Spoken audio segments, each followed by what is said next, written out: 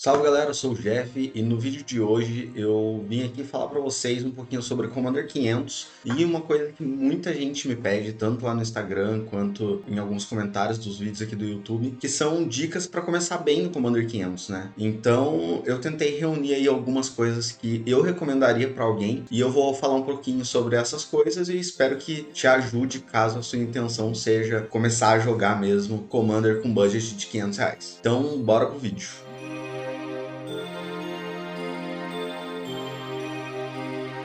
Antes de tudo, como eu costumo sempre fazer, eu vou deixar bem claro que tudo que eu tô falando aqui é a minha opinião, baseada na minha experiência e tempo de jogo. Isso não quer dizer que a minha opinião seja uma verdade absoluta e que outras pessoas não saibam fazer de maneiras diferentes, até melhor que eu, com a experiência e tempo de jogo que elas têm. Então, esse vídeo ele é mais direcionado para quem quer procurar alguma coisa para começar a jogar o Commander 500. Se você estiver assistindo e não concordar com o que eu falei, você tem todo o direito de discordar, mas eu vou pedir que, caso você discorde de alguma coisa e tenha algo para acrescentar, comenta aí, deixa as suas próprias dicas, porque com certeza lendo nos comentários alguém que tem interesse no formato pode conseguir aprender mais, não só com o que eu tô falando, mas também com as coisas que vocês deixam aí na seção de comentários. E para começar esse vídeo, eu vou deixar claro aqui o que é o Commander 500. Eu vou usar muitas aspas agora, mas ele surgiu oficial mesmo durante a pandemia, com uma parceria entre a CDH Brasil e o Markovs, com a intenção de criar um torneio de Commander que fosse acessível para a grande maioria dos jogadores. Eu sei que R$ 500 é um budget meio alto ainda para a realidade de muita gente, mas olhando para o ponto de que a ideia era ser um torneio, R$ 500 era um budget que estava ali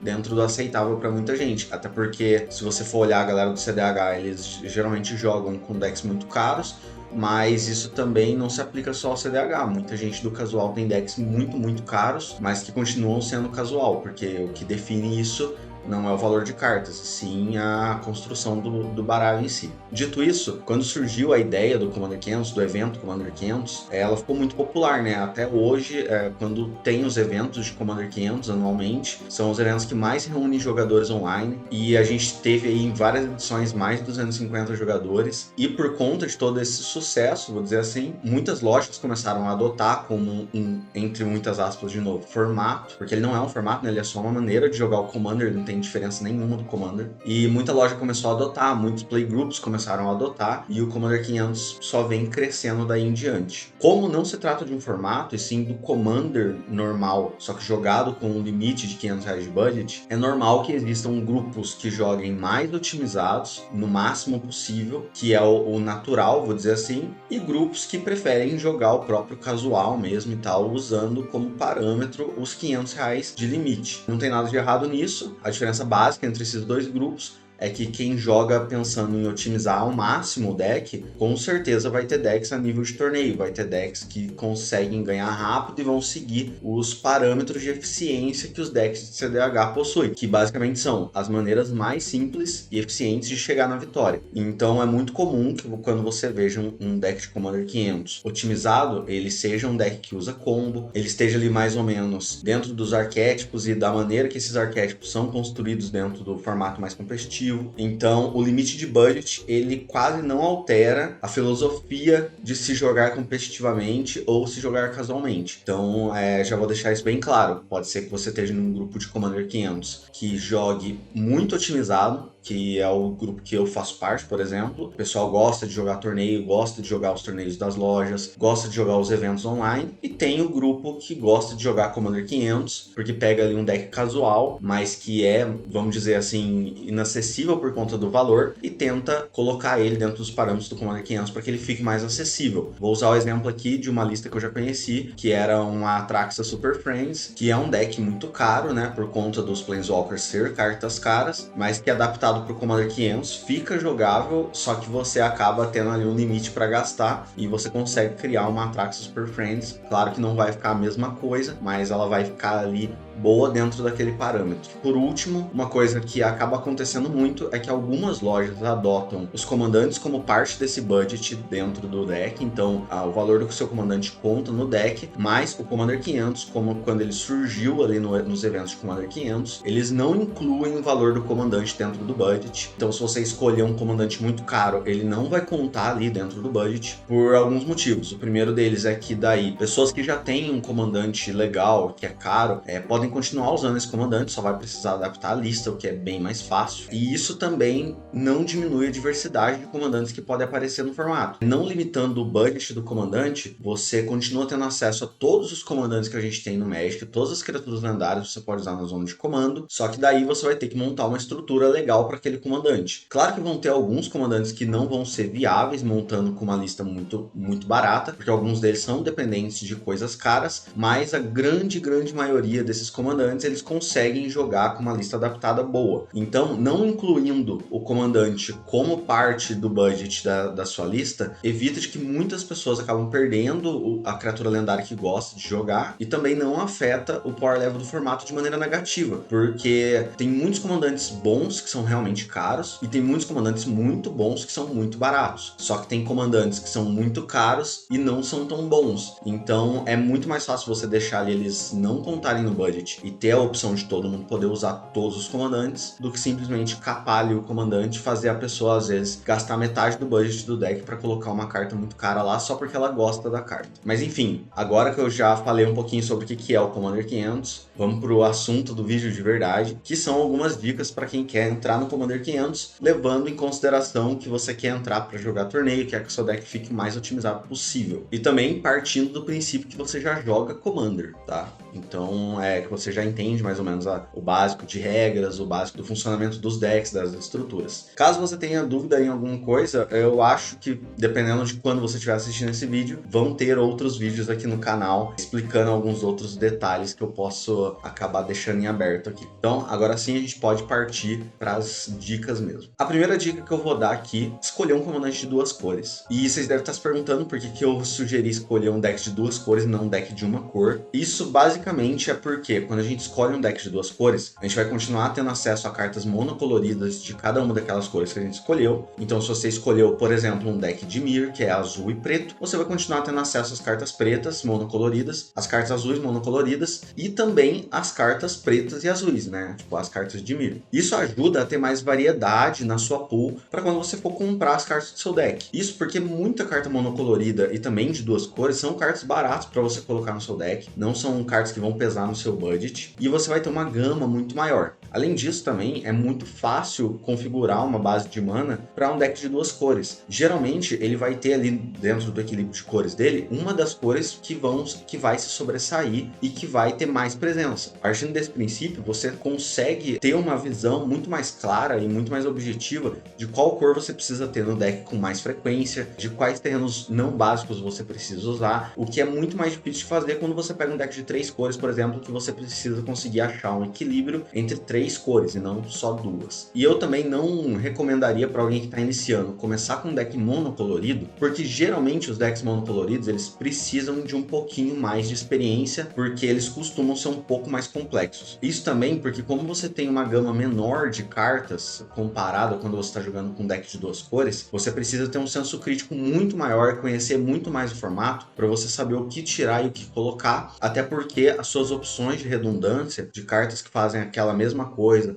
ou que servem para algum propósito específico, elas diminuem bastante. Então, por exemplo, se você está num deck com preto e azul, você sabe que o preto tem dificuldade para lidar com encantamentos, mas em contrapartida o azul tem facilidade para lidar com ameaças, seja através de bounce ou de counter. Então, uma cor ela acaba equilibrando a outra cor. Quando você está de monocolorido, você acaba ficando refém das limitações daquela cor. Então, eu particularmente não recomendaria para alguém começar com um deck monocolorido. Vou usar um exemplo aqui de um vídeo que saiu há pouco tempo, que é o deck do Izan. Ele é um deck monocolorido, ele é um deck verde, que é uma cor que ela costuma ser autossuficiente. Quando eu falo que a cor é autossuficiente, é porque ela faz vários papéis diferentes dentro da mesma lista, então diminui um pouco essa dependência, né, de efeitos. Sendo verde uma cor muito autossuficiente, ainda assim é um pouco difícil você conseguir pilotar um deck sendo um iniciante no Commander 500, porque você vai se ver muitas vezes em situações onde você vai precisar precisar fazer um cut ali, vai precisar tirar uma carta do seu deck, adicionar cartas novas no seu deck, adicionar um combo diferente no seu deck, dependendo de onde você joga, e que por conta da limitação que você tem da sua pool, você vai acabar ficando sempre naquele beco sem saída de voltar sempre no mesmo. Quem já conhece um pouco mais o formato, quem já tem mais experiência, sabe maneiras boas de chegar em soluções diferentes, até porque eu tô presumindo que uma pessoa iniciante, ela não tem tanto conhecimento de cartas quanto uma pessoa que já joga bastante tempo. Então, para uma pessoa que já joga bastante tempo, quando você fala em Caustic Caterpillar, ela automaticamente já vai lembrar do Haywire Might, que faz a mesma coisa só que melhor, e depois agora do fungo novo de Duskmourn, que faz melhor ainda. Então, o acesso ao banco de dados, vou dizer assim, ele é maior para quem joga mais tempo. E para quem joga menos tempo, isso já é um pouco mais difícil. Então, eu diria que decks monocoloridos, eles são legais, mas eles têm algumas limitações que para um novo jogador eu não aconselharia. Mas, se mesmo assim você se interessar em um deck monocolorido, eu vou deixar aí a minha sugestão. Eu diria que talvez uma Magda seja interessante para começar, primeiro porque ela é um deck bem barato de fazer, e segundo que ela é um deck complexo, mas ela é um deck bem intuitivo. Depois que você joga umas 2, 3 vezes ali, que você tropeçar bastante na estratégia, você acaba, por intuição mesmo, entendendo como que ele tem que ser jogado, a hora de buscar cada coisa. Ele é um deck que consegue jogar até que bem em instant speed,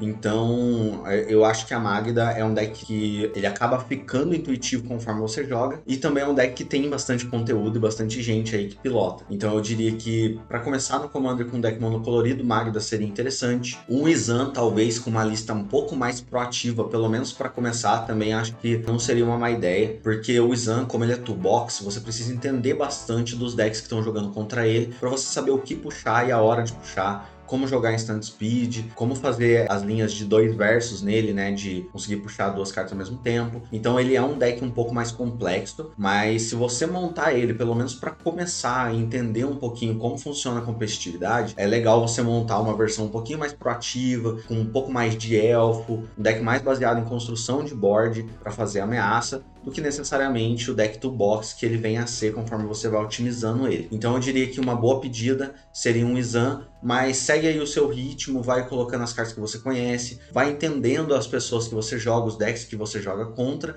e conforme você for entendendo, você vai modificando a sua lista até ela chegar no que a gente conhece como uma lista primer, assim, né? Que seria uma lista que muita gente já testou e que sabe que funciona muito bem, e que ela já joga um pouco mais toolbox, um pouco mais retroativa, jogando em cima mesmo da estratégia de seus oponentes. E daí isso já emenda para minha próxima dica, que seria procurar entender vários decks, né? Procura aí, mesmo que você não jogue de Roku, por exemplo, procura um vídeo sobre, ver como é que ele funciona, mesmo que você não jogue com Yawgmoth, procura uma lista, ver como é que ele funciona, ver gente jogando com ele. Não tem interesse nenhum em jogar com decks do meta, mas mesmo assim vou procurar decks do meta para eu entender como eles jogam, para que você possa acumular experiência, sabe? Acumular entendimento sobre o jogo, principalmente sobre as nuances do formato, a parte de detectar ameaças, porque isso é bem diferente da detecção de ameaça do Commander casual. Você vai ver que tem uma presença muito maior de counters, prevenção de ameaças é muito mais importante do que remoção de ameaças. Então eu acho que você procurar saber como funcionam outros decks, como funciona o meta, como funciona o meta local, isso vai ajudar muito na hora de construir o seu próprio deck, porque com toda essa experiência acumulada, você vai saber as melhores maneiras de chegar onde você quer chegar com ele, o que esperar dos decks dos seus oponentes e assim por diante. E se você estiver jogando com um deck muito proativo, seriam os decks que a gente costuma chamar de Glass Cannon, né? É muito mais raro ter decks assim hoje em dia, mas são decks que eles têm uma linha muito clara e que eles querem atingir o final dessa linha muito rápido, e para quem não tá tão acostumado com o jogo, se você tropeçar no meio do caminho, você acaba ficando com muita dificuldade de reestabelecer o seu jogo. Então eu diria que para quem quer jogar com decks assim, deck muito proativo, é interessante você jogar várias vezes, perder mesmo e entender como que funciona. E daí eu vou aproveitar que eu falei disso para já emendar na minha próxima dica, que seria saber perder. Eu acho que saber perder é parte essencial de qualquer jogo. O Commander em especial, você lida com 3 oponentes, são 3 pessoas que podem também estar aprendendo a jogar, são 3 pessoas que não são obrigadas a estar pensando o mesmo que você está pensando na hora, então você tem que esperar muitas jogadas que você vai chamar de jogada ruim, você tem que esperar muita surpresa durante o jogo e saber lidar com isso. E quando eu falo sobre lidar com a derrota, eu falo também sobre lidar com a frustração de perder um jogo. Porque eu sei que é muito ruim você sentar e ficar perdendo e saber que talvez não tenha sido por sua causa, mas primeiramente que perder faz parte do jogo, e segundo que quando você perde, você consegue analisar o porquê que você perdeu. Se você ficar de cabeça quente, você só vai olhar pro erro dos outros e pode deixar passar um erro que às vezes você mesmo cometeu e que alguém deve estar pensando a mesma coisa, sabe? Então, saber lidar com a derrota é uma das coisas mais importantes para qualquer jogo. Você saber analisar os seus erros, os seus pontos fracos também quando você está jogando, saber que nem sempre a culpa de você ter perdido é dos oponentes, saber que às vezes você pode ter feito uma jogada muito ruim e simplesmente o seu ego não tá deixando você admitir isso. Então eu acho que saber lidar com a derrota é o primeiro passo para você virar um jogador bom.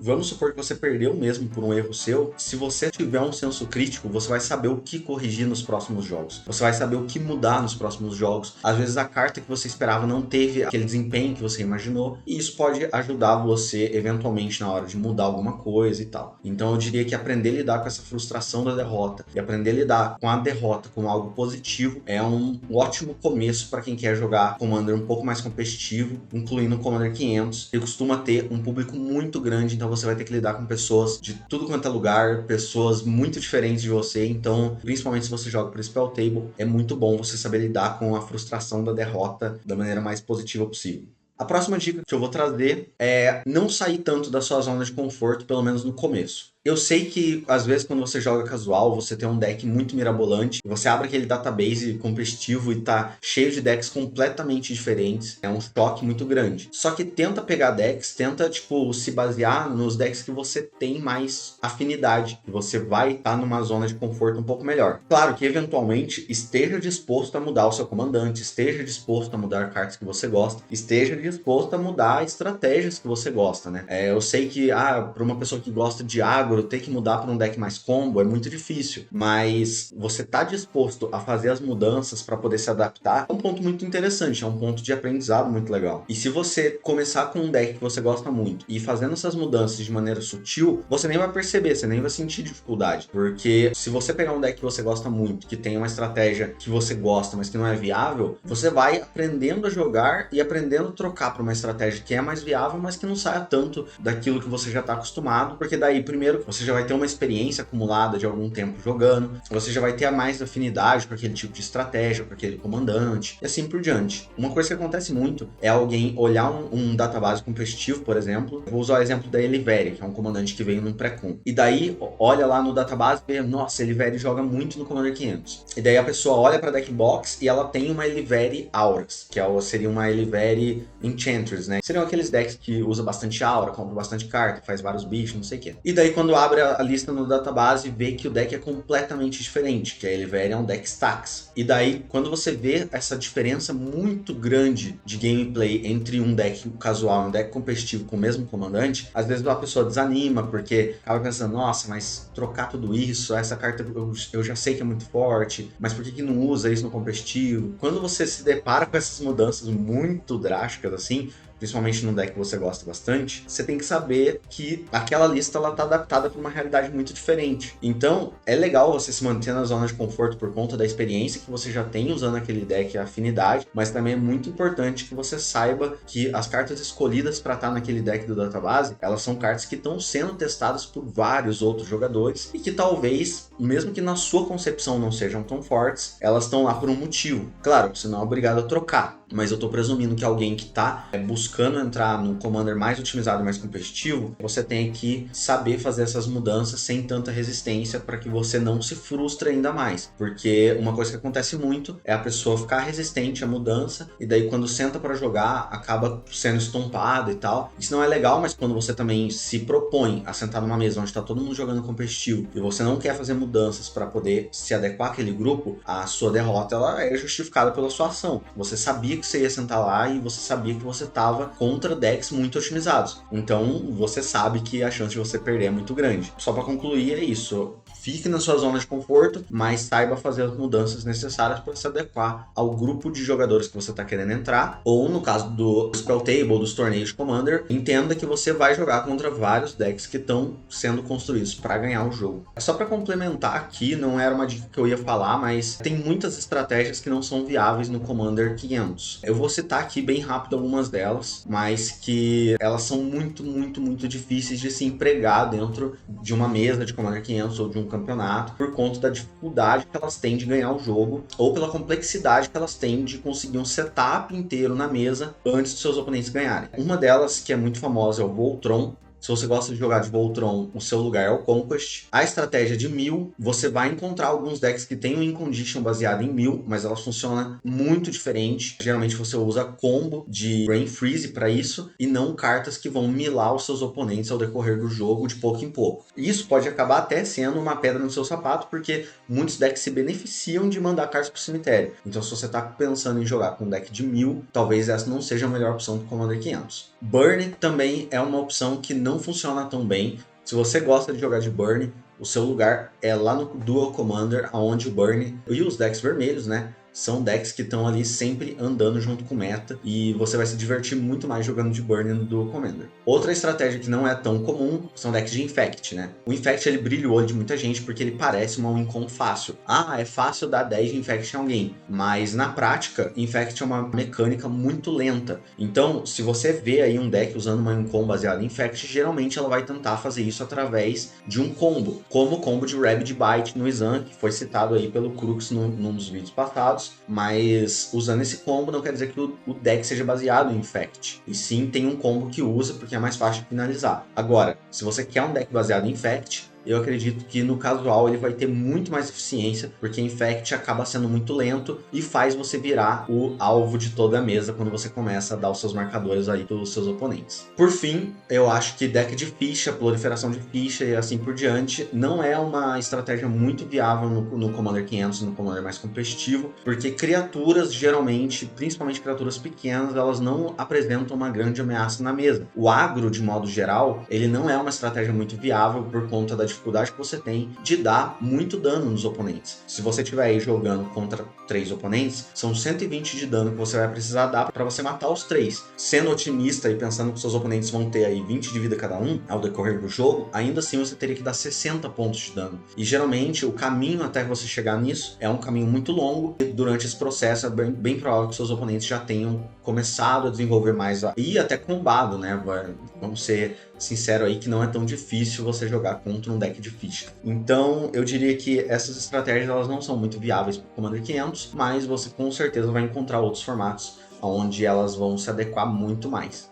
E por fim, eu diria que é muito interessante você procurar comandantes que têm mecânicas pouco complexas. Tem alguns comandantes que a mecânica deles exige uma curva de aprendizado muito menor. Então, eu diria que esses comandantes que são mais simples, eles são as melhores portas de entrada para você que quer aprender a jogar mais competitivamente. Óbvio, isso vai muito do jogador. Tem gente que já está acostumada com decks complexos, né? Mas tem muita gente que está entrando, que às vezes vê lá o funcionamento de um deck de Henry, por exemplo, e acaba tentando jogar e vê que o deck é muito complexo e acaba desistindo no meio do caminho. Lembrando, se você já joga, talvez você não ache a Henry complexa, mas ela é um deck bem difícil de saber a hora de fazer cada coisa, como administrar os seus recursos e etc. E isso pode ser aí uma pedra no sapato de quem quer iniciar no formato. Outro deck complexo, mas que não parece, é o Tassigur. Ele é um deck que você precisa fazer ali uma administração de recursos e contar com a colaboração dos seus oponentes. Então você precisa ter um pouquinho de senso de coletivo para poder jogar com o Tassigur. Então tem vários decks aí que tem uma linha de aprendizado mais complexa que eu evitaria. Eu iria para comandantes um pouco mais simples, comandantes que são sync de mana, por exemplo. Então, concluindo, evite comandantes com habilidades muito complexas, muito difíceis, ou que exigem combos muito longos. Às vezes tem algum comandante no meta que ele tem uma linha simples de aprender, então varia muito também da sua vontade de procurar um deck que tenha uma mecânica um pouco mais simples para poder aprender. Quando eu tô falando disso, eu não tô falando de aprender a ser um bom jogador. Tô falando do comandante ter uma mecânica simples. Eu diria, por exemplo, que o Tivit tem uma mecânica simples. Ele é um comandante muito forte, ele tem ward, ele já se protege, ele comba com uma carta só, que é o Time Sieve. Então você conseguiria aprender a usar o Tivit de maneira simples. Lembrando novamente, dentro do deck você vai ter que aprender a lidar com os recursos, a hora de fazer cada coisa, como fazer cada coisa, mas o comandante é simples. E é um comandante que tem muito acesso aí na internet, muitas listas, vídeo falando sobre, pessoas que jogam, então eu diria que comandantes simples são uma boa saída. E outra coisa é você não se cobrar de jogar igual pessoas que já jogam há muito tempo, né? Pô, é claro que se você pegar um deck, principalmente um deck consagrado igual o Tivit, vai ter várias pessoas que jogam há mais tempo, que jogam bem,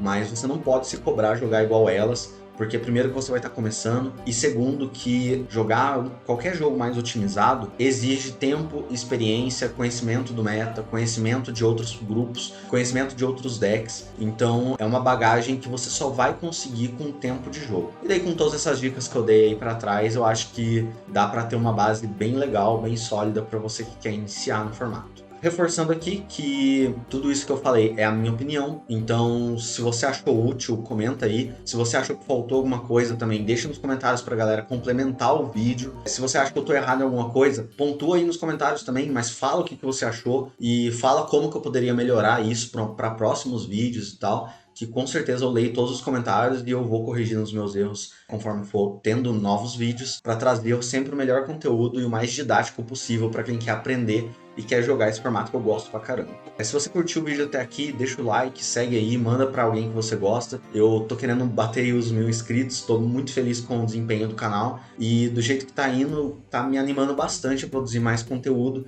e essa força que vocês dão nos comentários, através do like, participando das enquetes, me deixa muito feliz. Vou deixar o meu Instagram para quem quiser seguir, eu tô postando menos lá, mas agora com o crescimento do canal eu vou eventualmente postar mais, vou postar mais enquetes e tal, para ver se eu consigo trazer a comunidade para participar mais também. Eu sei que vocês estão pedindo vários decks nos comentários, mas eu tô tentando fazer de todos, tô tentando preparar conteúdo, só que eu tô tentando soltar um vídeo sobre um deck e depois um vídeo explicativo, um vídeo sobre deck e depois um vídeo mais didático.